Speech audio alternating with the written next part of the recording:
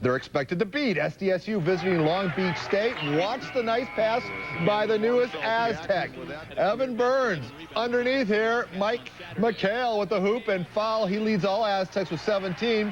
More Burns just before the half. Great steal. Then it's one-on-one. Evan Burns finishes with 10.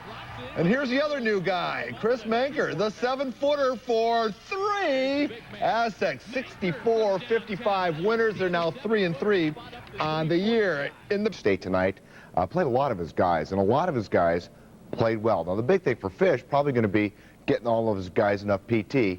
That, of course, would be playing time. 10 players played tonight. Evan Burns, big steal and deal before the break. He had 10 points. That's a high school All-American, just got eligible. 7-footer Chris Manker knocking it down. He had 8. Aztecs win 64-55. They're 3-3, earliest they've ever won 2 road games in 30 years.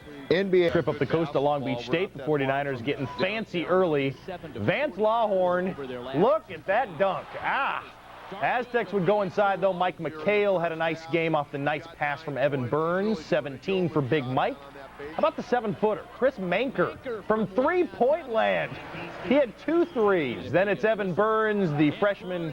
This guy's going to be a good one. Nice little spin move. The McDonald's All-American puts it up and in. He had 10 points. Aztecs up 2 at the break.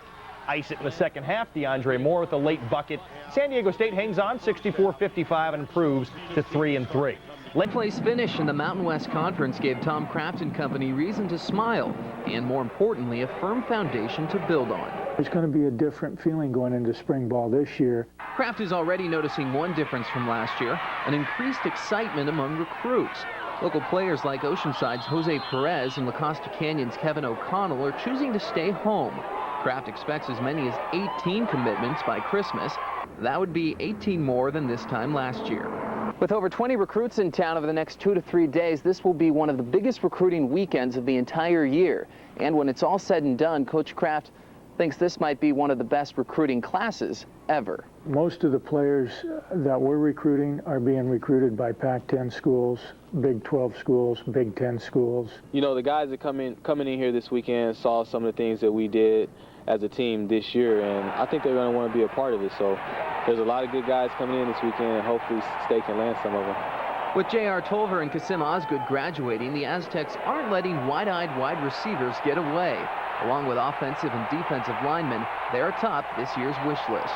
We should be able to compete with anybody for that position, and the quarterback position, the receiving position, I think for running back position. Add in several good returners, and you can see why the Aztec football forecast calls for much brighter days ahead. Their expectations following a trip to the NCAA tournament. 4 wins and 5 games later, the Aztecs are hitting their stride, and the Houston Cougars got a first-hand look today as Tommy Johnson delivers the reverse layup.